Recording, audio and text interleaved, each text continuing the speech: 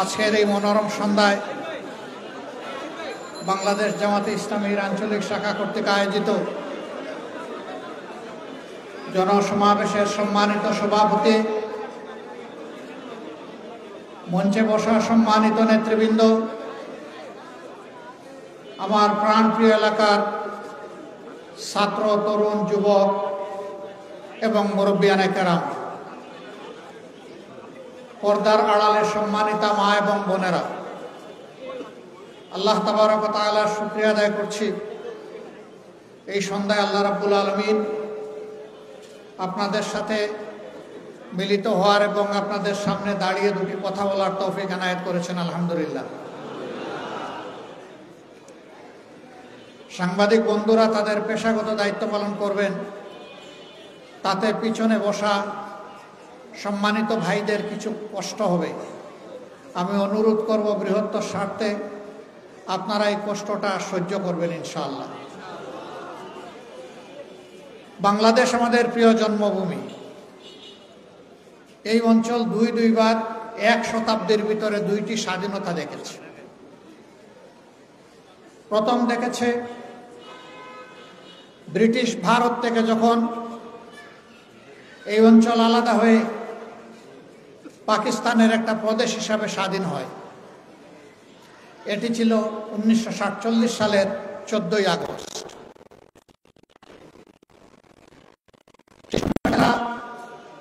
স্বাধীনতার জন্য লড়াই করেছিলেন, তাদের অনেকে আবার দ্বিতীয় স্বাধীনতার জন্য লড়াই করেছে।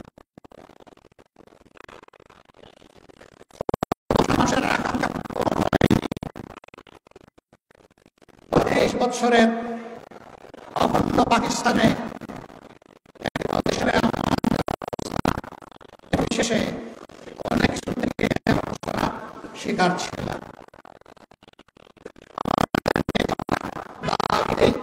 70 সালে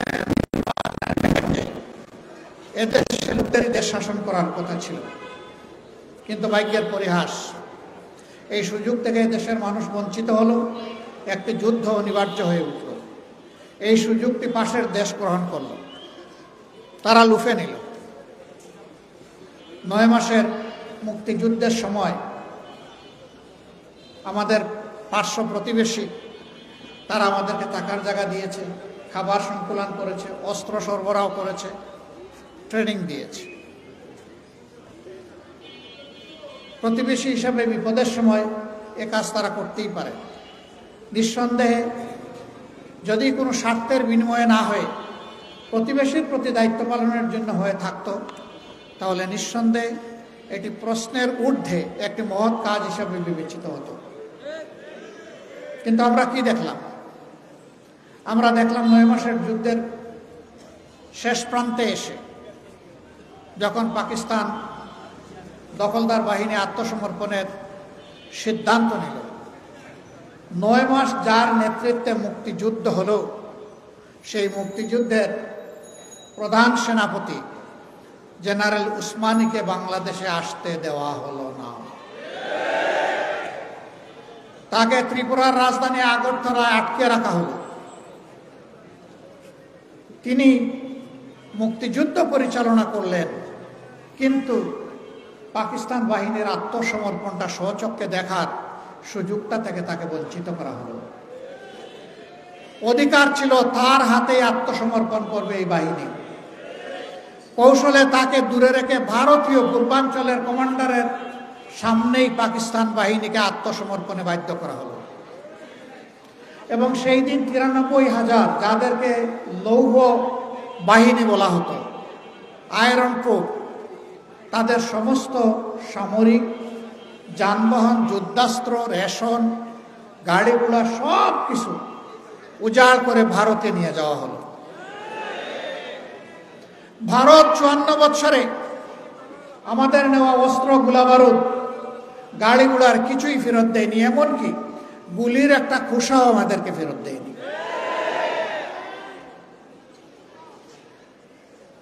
স্বাধীনতা বা মুক্তিযুদ্ধের সময় তারা আমাদের যে সহযোগিতা করেছিল, এক ট্রিপেই সব তারা উসল করে নিয়ে গেল। এরপরে ইতিহাস আরো করুন। ছোট্ট এই দেশটি থেকে যুদ্ধ বিধ্বস্ত এই দেশটির খাদ্য গুদাম ও তারা লুটতরাজ শুরু করল। নবম সেক্টরের কমান্ডার ছিলেন মেজর জলিল। যশোরে তখন তিনি দায়িত্ব পালন করছেন। তিনি তার সঙ্গী ফৌজ নিয়ে রাস্তায় শুয়ে গেলেন, বললেন, দেশ এই জন্যে বুক চিতিয়ে যুদ্ধ করে স্বাধীন করিনি, পাশের দেশ আমার দেশের খাদ্য গুদাম লুণ্ঠন করে নিয়ে যাবে, আমার বুকের উপর দিয়ে নিতে হবে, তাদেরকে আমি রাস্তা দেব না। 18 ঘন্টা তিনি সঙ্গী সেনাবাহিনীকে সাথে নিয়ে এইভাবে রাস্তার উপরেই ছিলেন। নিহতের পরিহাস, তাকে রাস্তা থেকে তুলে এনে জেলবন্দি করা হলো। যিনি 9 মাস বুক চিতিয়ে যুদ্ধ করলেন, দেশপ্রেমের খেসারত হিসাবে তাকে এখন জেলে ঢুকতে হলো। জাতির কপালে এক এক করে এইভাবেই দুর্ভোগ নেমে এসেছিল। এরপরে কি হয়েছে কি হচ্ছে আপনারা সব দেখেছেন। আমি এগুলো বলার আর কোনো প্রয়োজন মনে করি না।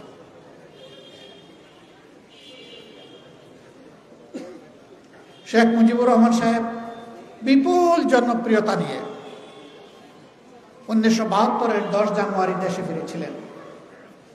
ক্ষমতাবার হাতে নিলেন, দেশ শাসন শুরু করলেন, কিন্তু 4টা বৎসরও তিনি শাসন করতে পারলেন না।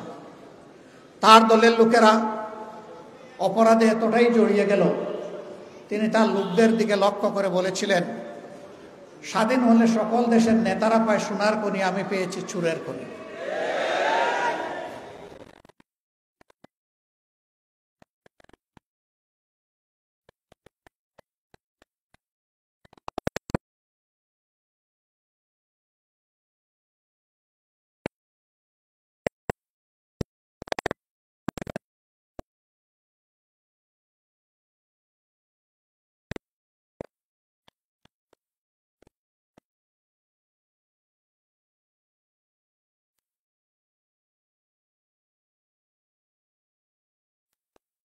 হত্যা করা হয়েছে। রক্ষী বাহিনী নামের একটা রাক্ষস বাহিনী তৈরি করে বহু মায়ের বুক খালি করা হয়েছে। বহুদলীয় গণতন্ত্রকে খতম করে একদলীয় বাকশাল কায়েম করা হয়েছে। 4টা পত্রিকা ছাড়া সকল পত্রিকা বন্ধ করে দেওয়া হয়েছে। সেই 4 পত্রিকা আবার রাষ্ট্রীয় মালিকানায় নেওয়া হয়েছে। এইভাবে জনগণের কণ্ঠকে স্তব্ধ করে দেওয়া হয়েছিল। কিন্তু আসমান যখন কথা বলে, জমিনের মুখ তখন খুলে যায়। দুঃখজনকভাবে প্রায় সপরিবারে তাকে দুনিয়া থেকে বিদায় নিতে হয়েছে। জনগণ আশা করেছিল এর থেকে আওয়ামী লীগ শিক্ষা নেবে, কিন্তু না। পরবর্তীতে তাদের 2বারের শাসন প্রমাণ করেছে তারা কোনো শিক্ষা গ্রহণ করেন নাই। বিশেষ করে শেষ 15.5 বৎসর এক নাগাড়ে তারা দেশের উপর শাসন নামক তাণ্ডব চালিয়েছিলেন। এই সময়টা সেই আগের পুরানা কায়দায় সকলের কণ্ঠকে স্তব্ধ করে দেওয়ার তারা চেষ্টা করেছেন। প্রতিবাদী যারা বিরোধী দলীয় নেতাকর্মী ছিলেন, তাদেরকে হয় খুন করা হয়েছে, না হয় গুম করা হয়েছে, না হয় জেলে পুরা হয়েছে। অসংখ্য মানব সন্তানকে পঙ্গু করা হয়েছে। কারো চোখ তুলে নেওয়া হয়েছে, কারো হাত কেটে ফেলা হয়েছে, কারো পা কেটে ফেলা হয়েছে। কাউকে বুলেট বিদ্ধ করে প্যারালাইজ করে তাদের বিছানায় ফেলে রাখা হয়েছে। আয়নাগর নামের জল্লাদখানা জায়গায় জায়গায় তৈরি করা হয়েছে। এইভাবে দেশটাকে অপরাধের স্বর্গরাজ্যে পরিণত করা হয়েছিল। বাংলাদেশের ব্যাংক, বিমা সেক্টর, কর্পোরেশন সবগুলা লুণ্ঠন করে উজাড় করে বিদেশে পাচার করা হয়েছে। এমনকি বাংলাদেশ ব্যাংকের সেন্ট্রাল ব্যাংক, কেন্দ্রীয় ব্যাংকের রিজার্ভ মানি পর্যন্ত ডাকাতি করা হয়েছে। ওটা অর্থনীতিকে বিধ্বস্ত করে, ভঙ্গুর করে তারা হয়তো দেশ ছেড়ে চলে গেছেন, কিন্তু জনগণকে বড় মুসিবতের মাঝে রেখে গেছে। শুধু 24-এর এই আন্দোলনে আমাদের হিসাব অনুযায়ী 1400 থেকে কম বেশি কিছু লোককে হত্যা করা হয়েছে। জুলাই মাসের 1 তারিখ থেকে আগস্ট মাসের 5 তারিখের মধ্যে। এই ঘটনাগুলো এখন নিষ্ঠুর ছিল। ধরুন আবু সাঈদের ব্যাপার, কি বলেছিল ছেলেটি? বলেছিল আমাদের দাবি অত্যন্ত সহজ সরল ছোট, চাকরির কৌটাটা আপনারা সংস্কার করুন, যৌক্তিক সীমায় নামিয়ে আনেন, আমাকে আমার অধিকার দিন, আর অধিকার দিতে না পারলে একটা গুলি দিন। তারা অধিকার দেয় নাই, তাকে গুলি দিয়েছে। সে ডানা মেলে বলেছিল বুকের ভিতরে তুমুল ঝড়, বুক পেতেছি গুলি কর। তার আস্থা ছিল তার দেশের পুলিশ তার মুখে গুলি করবে না, তার অধিকার দেবে। অধিকার দেওয়া হয়নি, তাকে গুলি উপহার দেওয়া হয়েছে। সেই গুলিতে লুটিয়ে পড়ার পরেও তার লাশ নিয়ে রাজনীতি করা হয়েছে। আল্লাহর বিচার।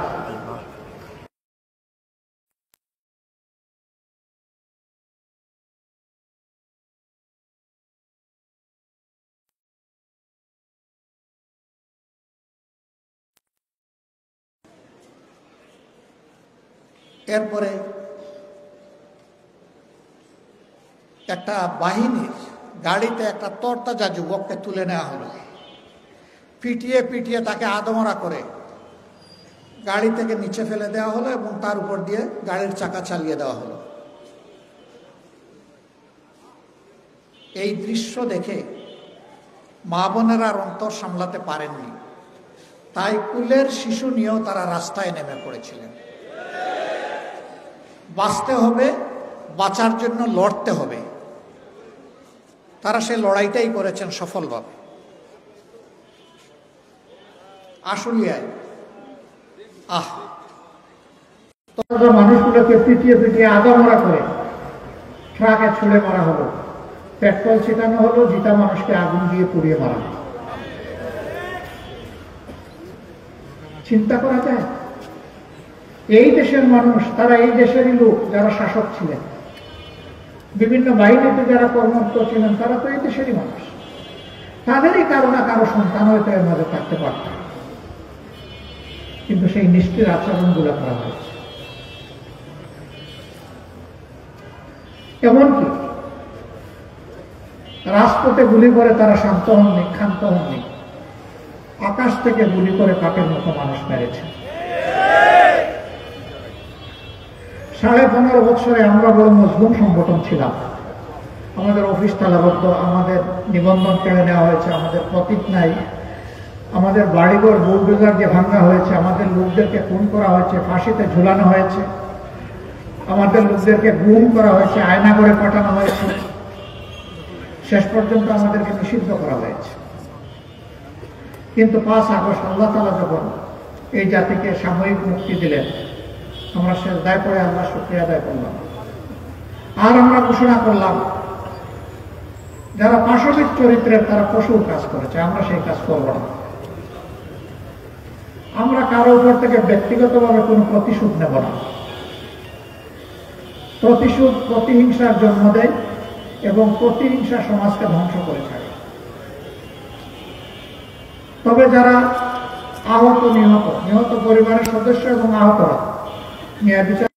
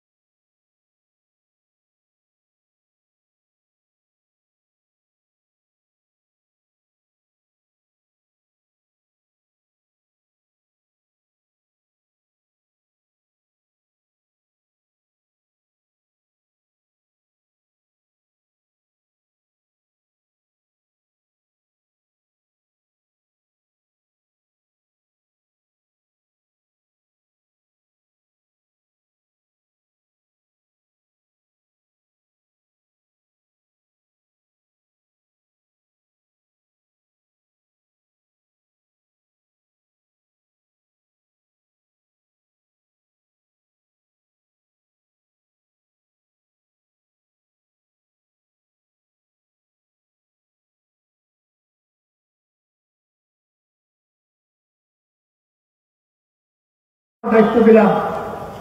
বাড়ি ঘরে যারা আশঙ্কা করেছেন, আমাদের সহযোগিতা চেয়েছেন, তাদের বাড়ি দেওয়ার দায়িত্ব আমরা নিলাম। হ্যাঁ, তাদের কেউ যদি কালপ্রিট হয়, আমরা আইনের হাতে তাদেরকে তুলে দেব, কিন্তু নিজেরা আইন হাতে তুলে নেব না। পতিত দলের স্বৈরাচারের একজন নেতা বারবার বলতেন, আওয়ামী লীগ যদি ক্ষমতা থেকে বিদায় নেয় 2 দিনে কমপক্ষে 5 লক্ষ আওয়ামী কর্মীকে খুন করা হবে। আমি জিজ্ঞেস করি, ঢাকায় কি 5 লক্ষ লোক খুন হয়েছে? 5000? আওয়ামী লীগের 500?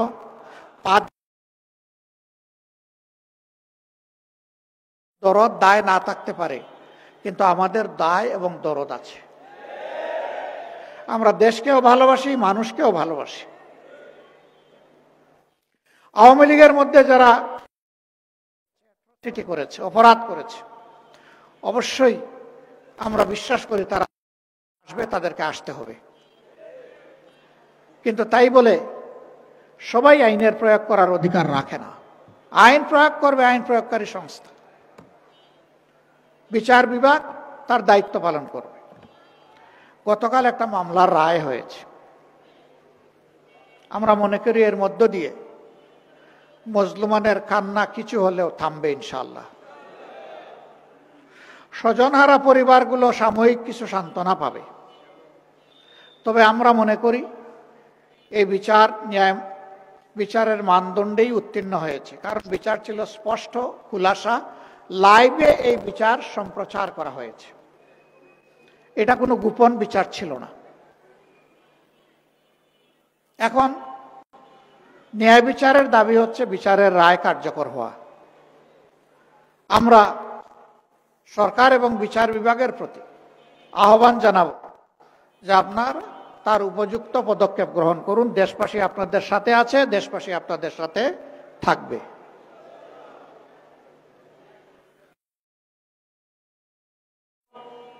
আহ্বান করেছিল, আপনারা কি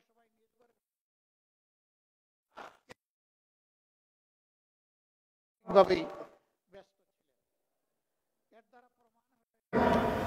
তাদের সাথে জনগণের কোন সম্পর্ক নেই।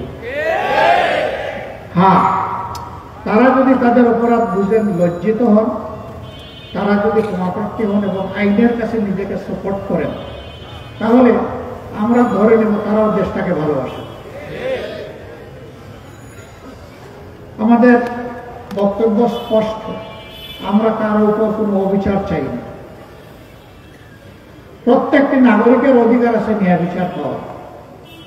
তাদেরও কারো উপর অবিচার হোক সেটাও আমরা চাই। যা আমাদের উপর করা হয়েছে ওটাও করা হোক, তাও আমরা চাই। বরঞ্চ ন্যায় বিচার যেন সর্বক্ষেত্রে নিশ্চিত করা। প্রিয় দেশবাসী, গেল তো ওই চ্যাপ্টার, এখন কি হবে? এখন কি ওইগুলা নিয়ে পড়ে থাকবো নাকি সামনে আমাদের আগাতে হবে? আমরা দেশটাকে নিয়ে সামনে আগাতে চাই। এই দেশটাকে নিয়ে সামনে আগানোর জন্য আমাদের কতগুলো মৌলিক জায়গায় অবশ্যই দৃষ্টি দিতে হবে। বাংলাদেশ জামাত ইসলামী কতগুলো মৌলিক জায়গাকে চিহ্নিত করেছে অগ্রাধিকার হিসেবে। প্রথম জায়গাটাই হচ্ছে আমাদের শিক্ষা। একটা ভালো জাতি গড়ে তুলতে হলে ভালো একটা শিক্ষা ব্যবস্থা আমাদের লাগবে। বর্তমান শিক্ষা ব্যবস্থায় আমাদের সন্তানদেরকে তাদের মেধা বিকাশে যথাযথ সহায়তা করা হচ্ছে না, যার কারণে অনেক মেধা ঝরে পড়ছে, আবার অনেক মেধা আংশিক বিকশিত হচ্ছে। আমরা চাই মেধার পূর্ণ বিকাশ। এই জন্য শিক্ষাকে আমরা নৈতিকতার উপর ভিত্তি করে সম্পূর্ণ আধুনিকায়ন করতে চাই।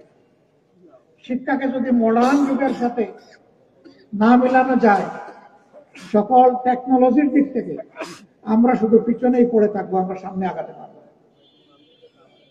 আমাদের স্বপ্ন, আমাদের সন্তানেরা জন্ম নেওয়ার পরে তারা তাদের পর্যাপ্ত চিকিৎসা পাবে এবং একটু বড় হলেই তারা সঠিক শিক্ষাটা পাবে।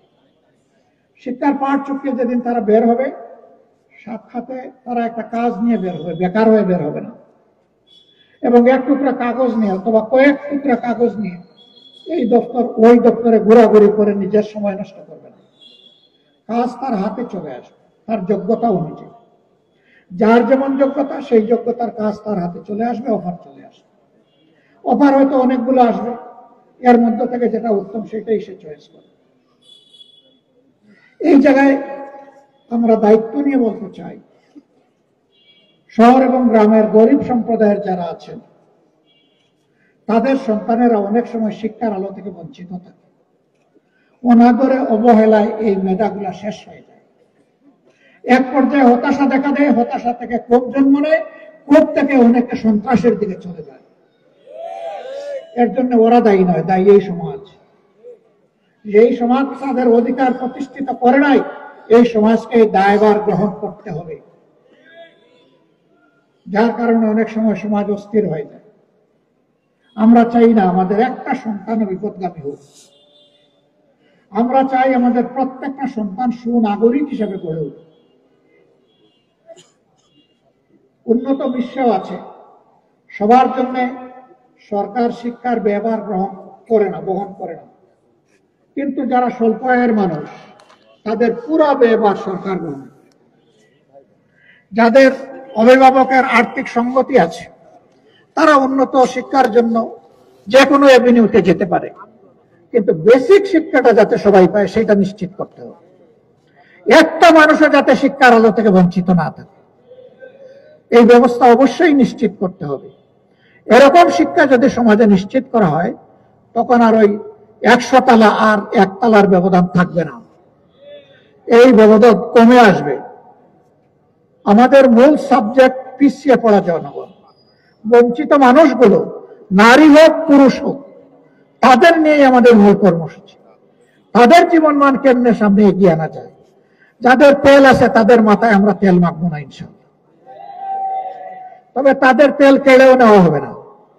তারা তাদের তেল নিয়ে শান্তিতে থাকুক, কিন্তু যে মানুষটা সামান্য খাদ্যের অভাবে, পুষ্টির অভাবে, চিকিৎসার অভাবে, শিক্ষার অভাবে দুকে দুকে একটা কঠিন জীবনের সঙ্গী হয়ে গেছে, তাকে ওখান থেকে বের করে আনা আমাদের কাজ।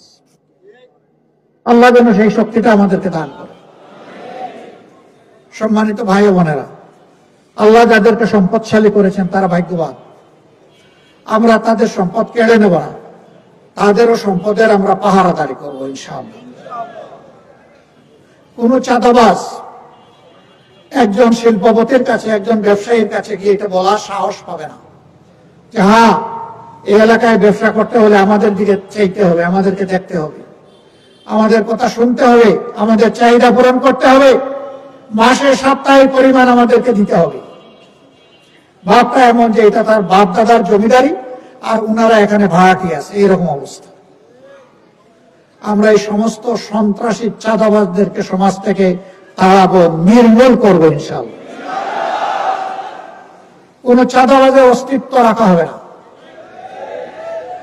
যদি চাঁদামুক্ত হয়ে যায় বাংলাদেশ, বাংলাদেশের অগ্রগতি লাফিয়ে লাফিয়ে সামনের দিকে যাবে। এখন যে দ্রব্যমূল্য তা অর্ধেকে নেমে আসে। চাঁদার জ্বালায় ব্যবসায়ীরা অতিষ্ঠ। উৎপাদন থেকে শুরু করে বাজারজাত পর্যন্ত, হোলসেলার থেকে শুরু করে রিটেইলার, এমনকি ফুটপাতের আমার একজন সাধারণ ব্যবসায়ী ভাই, একজন হকার, সেও চাঁদাবাজদের কবল থেকে মুক্ত নয়। আমরা তাদেরকে কথা দিচ্ছি, ভাই তোমাদের ফুটপাতে ব্যবসা করতে হবে না, ব্যবসা তোমরা সম্মানের সাথে করবা এবং সেই জায়গা তোমাদেরকে করে দেওয়া হবে ইনশাআল্লাহ। আর কোন চাঁদাবাজ গিয়ে তোমাদেরকে ডিস্টার্ব করার সাহস করবে না।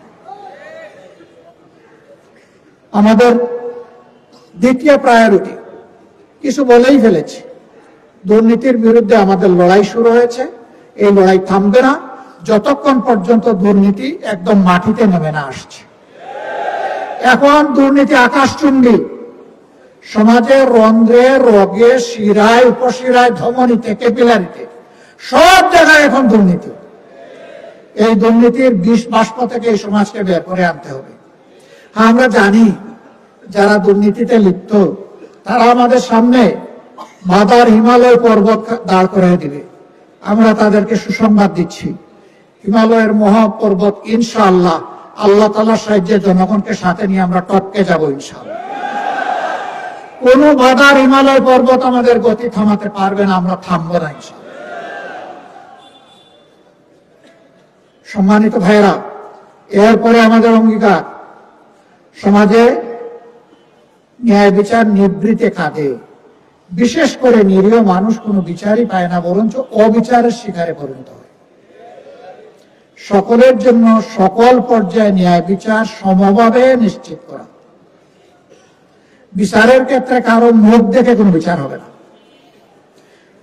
আমি কথা বলছি, আমিও যদি রাষ্ট্রীয় দায়িত্বে কোনোদিন আল্লাহর ইচ্ছায় থাকি আর এরকম কোন অপরাধের সাথে আমি জড়িয়ে যাই, এই বিচার ব্যবস্থা আমাকেও ক্ষমা করবে না,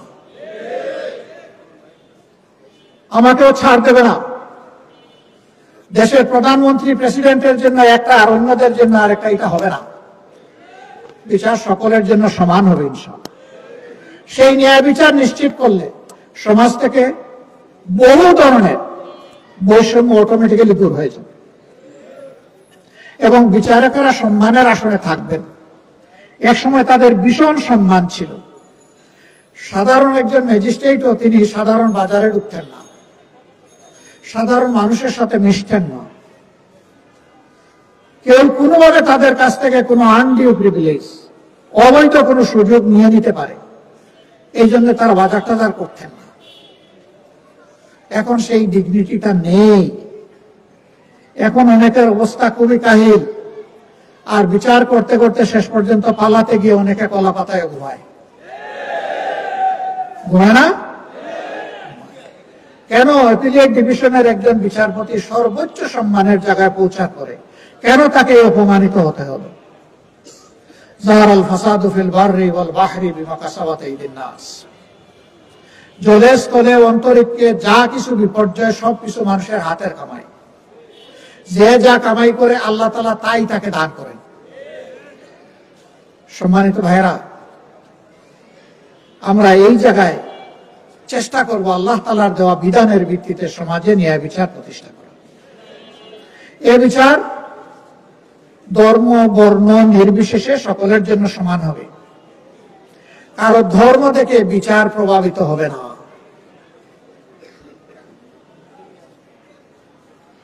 আলী করমুল্লাহ ওয়াজহু, তিনি ইসলামের চতুর্থ খলিফা। যে কোনো ভাবেই হোক তার তলোয়ারটি খোয়া গেল, সন্ধান পাওয়া গেল কোনো একজন বেদুইনের দখলে এই তলোয়ার আছে, যিনি মুসলমান নন। খলিফা প্রধান বিচারপতির দফতরে মামলা দায়ের করলেন ওই লোকটার বিরুদ্ধে। মামলার তারিখ পড়ল, বাদীকে বলা হলো উপযুক্ত সাক্ষী নিয়ে যথাসময়ে আপনি হাজির থাকবেন। তিনি তার দুই সন্তানকে সাথে নিয়ে হাজির হলেন, হযরতে হাসান রাদিয়াল্লাহু তাআলা আনহু এবং হযরতে হুসাইন রাদিয়াল্লাহু। যখন বিচার শুরু হয়েছে, প্রধান বিচারপতি বললেন যে আপনি সাক্ষী উপস্থাপন করুন আপনার অভিযোগের সপক্ষে। তিনি তার বড় ছেলের হাত ধরে বললেন, বাবা তুমি উপর সাক্ষী দাও। তিনি বললেন, হ্যাঁ এটা আমার বাবার তলোয়ার। বলে, উনি আপনার পিতা? বলে, হ্যাঁ। আপনার সাক্ষী গ্রহণযোগ্য না, আপনি জানেন। বলা হলো দ্বিতীয় সাক্ষী আনুন। তিনি বললেন, সেও আমার সন্তান। বললেন যে ওই সাক্ষীও গ্রহণযোগ্য না। যেহেতু উপযুক্ত সাক্ষী প্রমাণ আপনি দিতে পারেন নাই, এর বাইরে কি কোনো সাক্ষী আছে? যে আমার আর কোন সাক্ষী নেই, এই তলোয়ার যে আমার, এর বাইরে আমার আর কোন সাক্ষী নেই। তখন বললেন, যেহেতু আপনি সাক্ষী প্রমাণ দিতে পারলেন না, আপনার অভিযোগ খারিজ করা হলো। এই বিচারে সন্তুষ্ট হয়ে উভয়ে চলে যাচ্ছেন। একজন চলে যাচ্ছেন, বাপ আমি বেঁচে গেলাম। আরেকজন চলে যাচ্ছেন যে ন্যায় বিচার প্রতিষ্ঠিত হলো। প্রধান বিচারপতি আমার মুখ দেখে বিচার করেনি। তিনি নিশ্চিত হলেন যে এই রাজ্যে অবিচার হবে না, এই জন্য তিনি সন্তুষ্ট। ওই বেগুনের মনে হঠাৎ করে ঢেউ জাগলো। সে দৌড়াইয়া এসে আবার বলল, মাননীয় প্রধান বিচারপতি, আপনি কি অভিযোগকারীকে আবার একটু ডাকবেন? কেন? বলে, আমার একটু কথা আছে, আমি একটু সারেন্ডার করতে চাই। ডাকা হলো। আসার পরে বললেন, তুমি কি বলবে বলো। সে বলবো যে আমি প্রভুর নামে সাক্ষী দিয়ে বলছি এই তলোয়ারটা আমার নয়, এটা খলিফার তলোয়ার। আমি এই তলোয়ার এনে দিচ্ছি, এই তলোয়ারটা উনার হাতে দেন। তলোয়ার যত জায়গায় আসলো, প্রধান বিচারপতি এটা খলিফাকে দিলেন। খলিফাকে দেওয়ার পরে তিনি বললেন যে অভিযুক্ত ব্যক্তিটি সত্যের সপক্ষে দাঁড়ানোর কারণে আজকে আমি তাকে এটা উপহার দিলাম। আগে সে চুরি করেছিল, এবার তিনি উপহার দিলেন, কারণ সে সত্য কথা বলেছে, সত্য স্বীকার করে নিয়েছে। তার শুধু তলোয়ার ফেরত না, তার কিন্তু শাস্তি হওয়ার কথা চুরির দায়ে। This is the beauty of Islamic jurisprudence. ইসলামের বিচার ব্যবস্থার এটাই হচ্ছে সৌন্দর্য। কাউকে খাতির করবে না, এখানে খলিফাকেও খাতির করবে। খলিফা বলতে পারতেন, কেন আমি এই রাষ্ট্রের খলিফা, আমাকে বিশ্বাস করেন না? না, এটা বলার তার কোনো অধিকার নেই। তাকে ইসলামের সাক্ষ্য আইন মানতে হয়েছে। আমরা সেই ন্যায় বিচারটা এই দেশে দেখতে চাই। আপনারা কেউ দেখতে চান? এটা তো দুর্বল ইনশাআল্লাহ হলো। আপনারাও দেখতে চান? মাশাআল্লাহ। তার মানে সবাই চায় ন্যায় বিচার, কে না চায়? সবাই চায়। আমাদের তৃতীয় প্রায়োরিটি হচ্ছে, আমাদের সমস্ত অর্থ ব্যবস্থা ধ্বংস হয়ে গেছে। ব্যাংক, বীমা, কর্পোরেশন সেক্টর, ইন্ডাস্ট্রি সব লুট হয়ে গেছে, উজাড় হয়ে গেছে। আমরা জনগণের সম্পদ জনগণের কাছে ফিরায় আনার লড়াই করবো ইনশাআল্লাহ। কতটুকু পারবো জানি না, কিন্তু লড়াই আমরা করব। 2 নম্বর, ভবিষ্যতে আর কোন দুর্বৃত্ত জনগণের সম্পদে যাতে হাত না দিতে পারে তার ব্যবস্থা করা হবে এবং দুর্নীতির জড় কেটে দেওয়া হবে ইনশাআল্লাহ। সম্মানিত বন্ধুগণ, এরপরেই আমাদের অবস্থান হচ্ছে বিভিন্ন দেশের সাথে আমাদের সম্পর্ক। আমাদের কথা সাফ, একেবারেই সাফ, যে আমরা সকল দেশের সাথে, সভ্য দেশের সাথে বন্ধুত্বপূর্ণ সম্পর্ক রক্ষা করব, কিন্তু কারোই প্রভুত্ব আমরা মেনে নেব না। একটা স্বাধীন দেশ যেভাবে তার স্বাধীন পররাষ্ট্রনীতি থাকার কথা, ইনশাআল্লাহ সেই স্বাধীন পররাষ্ট্রনীতি আমরা গড়ে তুলব ইনশাআল্লাহ। ব্যবসা বাণিজ্যে, চাকরি বাকরিতে আমাদের বোনদের অংশগ্রহণ কেমনে হবে? এখন যেভাবে হচ্ছে তার চাইতে আরো ভালো হবে ইনশাআল্লাহ। তার চাইতে ভালোর মানে কি? তার চাইতে ভালোর মানে হচ্ছে যে সমস্ত পেশায় দায়িত্বে তারা নিয়োজিত আছেন সেই জায়গায় তাদেরকে সম্মান দেওয়া হবে এবং তাদের পূর্ণ নিরাপত্তা নিশ্চিত করা হবে। আমেরিকায় একটা বক্তব্যে আমি বলেছিলাম, ইনসাফের দাবি পূরণ করতে গিয়ে মহিলাদের কর্মঘণ্টা কমিয়ে দেওয়া হবে। অনেকে এটার ভুল ব্যাখ্যা করেছে। একটা মিটিংয়ে সব কিছু বলা যায় না। চিন্তা ভাবনা না করে এই কথা তো আমরা বলি নাই, আমরা চিন্তা করেই বলেছি। কেন? একজন মহিলা, তিনি একজন শুধু মহিলা না, শুধু একজন কর্মজীবী না, তিনি একজন মা। সভ্যতার তিনি কেন্দ্রবিন্দু। একজন মহিলা ঠিক তো পরিবার ঠিক, পরিবার ঠিক তো রাষ্ট্র ঠিক। এই মহিলারা তারা তাদের উদরে সন্তান ধারণ করেন, গর্ভের সন্তান জন্মগ্রহণ করার পরে তাকে লালন পালন করেন, বুকের দুধ দিয়ে, স্নেহ ভালোবাসায় তাকে শিক্ষা দিয়ে মানুষ করেন। তারা পরিবারের সব কিছুকে সামলান। এই দায়িত্ব পুরুষদের নাই এবং চাইলেও এটা পারবে না। এই আমেরিকায় অন্য আরেক জায়গায় একজন প্রশ্ন করেছেন এক ভদ্রলোক, যে এটা কি বৈষম্য হলো না, যে ওনারা করবে 5 ঘন্টা, আমরা করবো 8 ঘন্টা? অবশ্যই বৈষম্য। দেখে আর কোনো বৈষম্য আছে কিনা। আচ্ছা, আগামী 1 বছরের ভিতরে পুরুষদের মধ্যে যারা পেটে বাচ্চা নিলেন তারা একটু হাত তোলে। এখন থেকে সবাই মিটমিট করে আসে আর মাথা নিচে দিয়ে দেয়। এটা কিভাবে সম্ভব? আচ্ছা, এটা পারবেন না, বুঝলাম, এটা অনেক অসম্ভব জিনিস। আচ্ছা ঠিক আছে, এটা পারলেন না। আপনার স্ত্রী যে বাচ্চাটা জন্ম দিবেন, সেই বাচ্চাটাকে বুকের দুধ যারা খাওয়াবেন, নিজের বুকের দুধ, তারা একটা হাত তোলে। এবারও আসে বলে যে এটা অত সম্ভব না। আমি বললাম যে তাইলে কি এটা বৈষম্য না? একদম 2 দায়িত্ব, মহান গুরু দায়িত্ব পালন করলো, আপনি কিছুই করলেন না, এটা তো বৈষম্য রে ভাই। এই বৈষম্যের কম্পেনসেশন হবে তাদের কর্মঘণ্টা কমিয়ে দেওয়া। এই কর্মঘণ্টা যখন কমিয়ে দেওয়া হবে, ফুল কনসেন্ট্রেশন, মনোযোগ নিয়ে তারা কাজ করবে। 5 ঘন্টা পরে সে তার বাচ্চার কাছে ফিরে যাবে, বাচ্চাকে সময় দিবে, লালন পালন করবে, পরিবারের অন্য দায়িত্ব পালন করবে। এটা তো সমাজেরই কাজ। এখন আরেক দল বলছে, আহারে গেল তো গেল, সব গেল। আগে এমনিই অনেকে মহিলাদেরকে কাজে নিয়োগ দিতে চায় না, এখন যখন দেখবে 5 ঘন্টা তখন তো আর দিতেই চাইবে না। হ্যাঁ ভাই, 5 ঘন্টা আমার একজন মা একজন বোন ডিউটি করবেন, কিন্তু ইনশাল্লাহ তারা 8 ঘন্টার বেতন পাবেন। এই বুঝা গিয়ে যিনি এমপ্লয়ার, নিয়োগকর্তার ঘাড়ে এটা পড়বে না, এটা রাষ্ট্রের দায়িত্ব। আমরা সেই ওয়েলফেয়ার রাষ্ট্র, কল্যাণ রাষ্ট্রটা করতে চাই, যা জনগণের কল্যাণে নিবেদিত হবে, যার আয় ব্যয় সবকিছু আবর্তিত হবে জনগণের কল্যাণকে কেন্দ্র করে। ইনশাআল্লাহ এই মাদেরকে এখান থেকে সম্মানিত করা হবে। তবে যদি কোনো মা স্বেচ্ছায় তিনি বলেন যে না, আমার সুযোগ আছে, আমার বাচ্চারা বড় হয়ে গেছে, আমি 8 ঘন্টা কাজ করেই আমি 8 ঘন্টার বেতন নেব, তাকে আলাদাভাবে সম্মানিত করা হবে ইনশাআল্লাহ।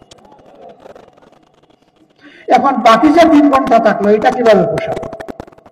এই 3 ঘন্টার জন্য পার্ট টাইমার যারা 5 ঘন্টাও পারবে না, 8 ঘন্টাও পারবে না, এরকম অনেক মহিলা আছেন, তিনি 3 ঘন্টা পারবেন, তিনি ওই 3 ঘন্টা কাজ করবেন, তিনি 3 ঘন্টার বেনিফিট নেবেন ইনশাআল্লাহ। তাইলে একজন মানুষের জায়গায় আরেকজন মানুষ কিন্তু ফিট হয়ে গেল। অনেকে বলছে এর মাধ্যমে জব কমে যাবে, জব তো বেড়ে গেল ভাই, কমলো কোথায়? আগে একজন ছিল, এখন 2 জনের পার্টনারশিপ এখানে বিল্ড আপ হলো। এইভাবে আমরা একটা দরদি সমাজ গঠনে সক্ষম হব ইনশাআল্লাহ, যেখানে পরস্পরের প্রতি শ্রদ্ধা এবং ভালোবাসা থাকবে। আবার কারো ওই রকম সন্তান ছোট নেই, তার সংসারে এত বেশি সময় দেওয়ার দরকার নাই, কিন্তু তার প্রয়োজন আছে, তিনি ওভারটাইম করতে চান। যদি নিয়োগকারী সংস্থা তার কাছ থেকে ওভারটাইম সার্ভিস নিতে চায়, আর তার যদি সেই সুযোগ থাকে, সেইটাও বাধা দেওয়া হবে না।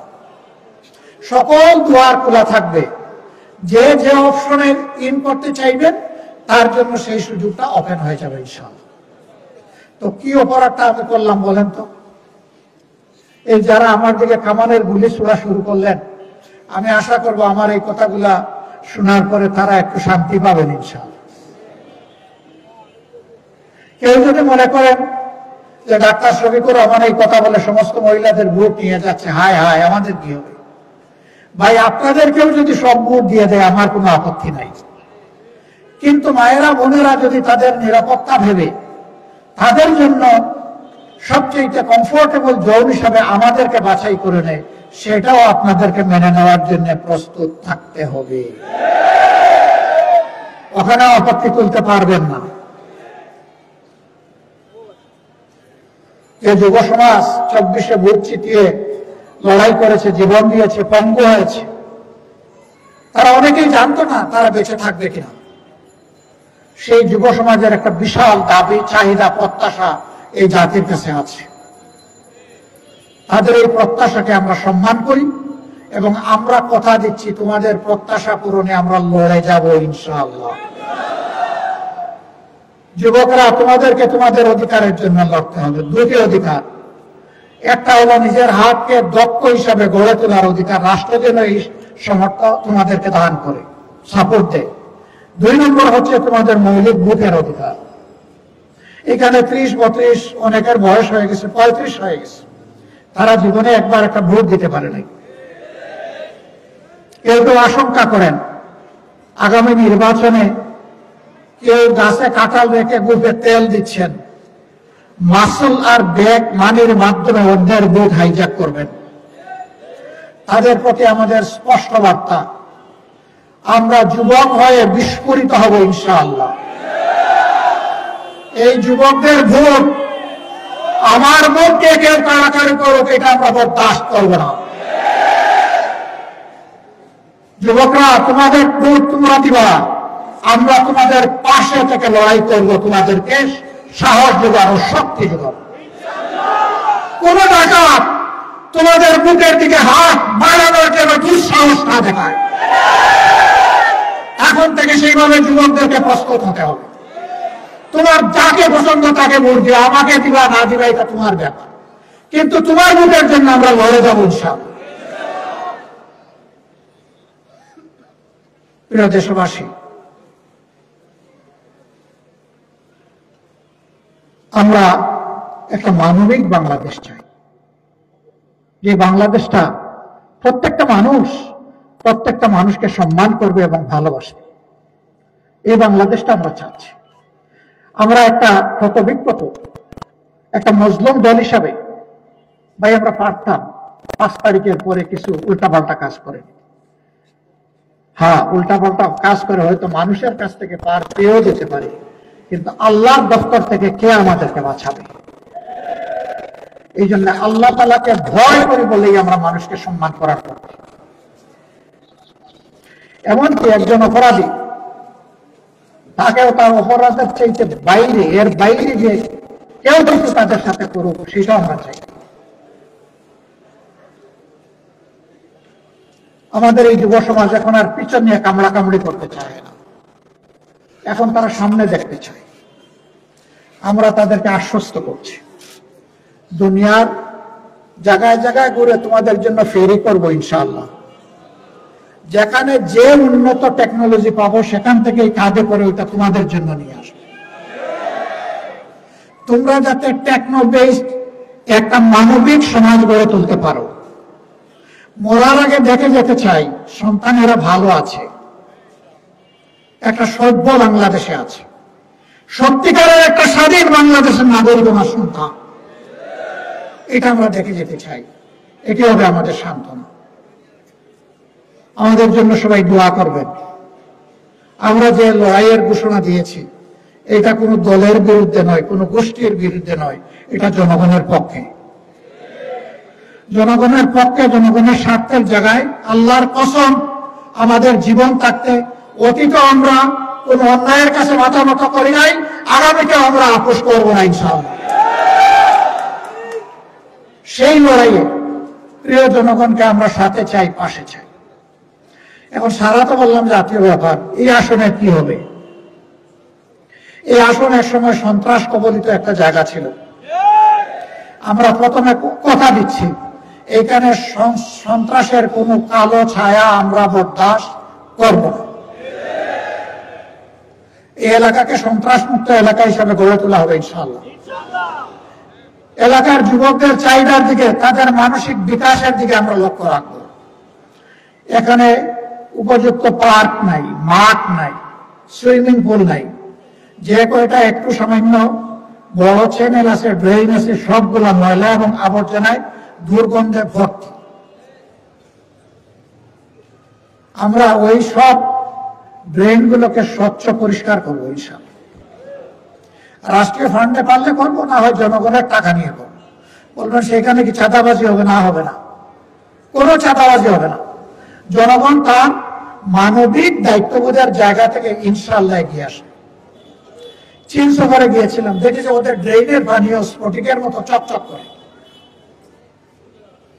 জানতে চাইলাম এটা কিভাবে সম্ভব হলো, বলে যে রেসপেক্টিভ এলাকা, সংশ্লিষ্ট এলাকার নির্বাচিত জনপ্রতিনিধিকে বছরে 2 বার তার এলাকার ওইগুলাতে গোসল করতে হয়। বা যাও বাবা এখন গোসল করো, করবে তো গোসল যখন করবে তখন গোসলের উপযুক্ত করে এই পানীয় তার মেনটেন করতে হবে। সে জানে না তার গোসলের ডেট কোন দিন, ওইটা রাষ্ট্র জানাই দেবে যে আগামীকালকে আপনার গোসলের ডেট। যদি আগে জানাই দেয় তাইলে মাঝখানে যেমন তেমন হোক ওই সময় এসে হয়তো কেউ পানি পরিষ্কার করে নিতে পারে, এই সুযোগ নাই। আগের দিন রাত্রে নোটিশ যাবে কালকে সকাল 10টায় তোমার গোসলের সময়। আমরা বিশ্বাস করি সমাজের যদি ডিসিপ্লিন, নিয়ম যদি এস্টাবলিশ করা যায়, এই সমাজ চমকাবে ইনশাআল্লাহ, ডায়মন্ডের মতো চমকাবে। আমাদের লোকেরা বিদেশে গিয়ে সেই দেশগুলা গড়ে দিচ্ছে, সেই লোকেরা এই দেশকে আরো সুন্দরভাবে গড়ে দিতে পারবে। শুধু একটা পরিবেশ প্রয়োজন, আর কিছুই না। আমরা ওই পরিবেশটা তৈরি করে দিতে চাই যেখানে আবার বৃদ্ধ বনিতা সবাই এই রাষ্ট্রকে এগিয়ে নেওয়ার জন্য ভূমিকা রাখার সুযোগ পাবে। আল্লাহ তাআলা এই তৌফিক আমাদেরকে দান করুন। আমরা ঘুরে ঘুরে এই এলাকার সমস্যাগুলোকে নোট করছি, কোথায় কোন সমস্যা আছে। কিছু কিছু জায়গায় অপরিকল্পিত আবাসন হওয়ার কারণে রাস্তাঘাট গুলা যথেষ্ট সংকীর্ণ। এই রাস্তা দিয়ে অনেক কিছু রাস্তা আছে, একটা অ্যাম্বুলেন্স ঢুকবে বা বের হবে এই সুযোগ নাই। আমরা জনগণকে সাথে নিয়ে কারো বড় কোনো ক্ষতি না করে বড় উপকারটা কিভাবে করা যায় আলাপ আলোচনা পরামর্শের ভিত্তিতে ইনশাআল্লাহ গায়ের জোরে নয় এই সমস্যাগুলো আমরা সমাধানের চেষ্টা করব। এটাও সম্ভব মানুষকে যদি মোটিভেশন দেওয়া যায়, বৃহত্তর কল্যাণের কথা যদি তুলে ধরা যায়, এবং মানুষের আস্থা যদি পয়দা হয় যে এই লোকরা ধান্দাবাজ নয়, এরা সমাজের স্বার্থে এই কাজগুলো করছে, তখন জনগণ এগিয়ে আসবে আমাদেরকে সহযোগিতা করার জন্য। আমরা সেই জনগণকে বুকে নিয়ে ইনশাআল্লাহ তাদের জন্য একটা কমফোর্ট জোন এখানে তৈরি করার চেষ্টা করব। আল্লাহ যেন আমাদেরকে তৌফিক দান করে। আপনাদের সবাইকে ধন্যবাদ। দীর্ঘ সময় ধরে আমাদের বক্তব্য আপনারা শুনেছেন। ভালো লাগলে জনগণকে বলবেন, খারাপ লাগলে আমাকে বলবেন, আমি যাতে সংশোধিত হতে পারি, আমি যাতে ভবিষ্যতে অযৌক্তিক বক্তব্য বা কথা আর জনগণের সামনে পেশ না করি। আপনারা যে যেখান থেকে এসেছেন, আপনাদের পরিবারের সম্মানিত সদস্যবৃন্দ, আপনাদের পার্শ্ব প্রতিবেশী, কর্মস্থলের সঙ্গী এবং আপনাদের বন্ধু মহল, সবার কাছে আমাদের এই কথাগুলো মেহেরবানি করে আপনারা পৌঁছে দেবেন। যদি আমরা সবাই শপথ নিতে পারি যে আগামীতে একটি পরিচ্ছন্ন বাংলাদেশ আমরা গড়ব, তাহলে আমি বিশ্বাস করি আল্লাহর আসমান থেকে আমরা সাহায্য পাবো ইনশাআল্লাহ। আমরা কি এই শপথটা নিতে পারি? দুই হাত তুলুন একটু। আপনাদেরকে অসংখ্য মোবারকবাদ। ইনশাআল্লাহ ইনশাআল্লাহ ক্লিন বাংলাদেশ, গ্রিন বাংলাদেশ আমরা সবাই মিলে হাতে হাত মিলিয়ে গড়বো ইনশাআল্লাহ। আল্লাহ হাফেজ। বাংলাদেশ জিন্দাবাদ। বাংলাদেশ জামাত ইসলামী জিন্দাবাদ। আসসালামু আলাইকুম ওয়া রাহমাতুল্লাহ।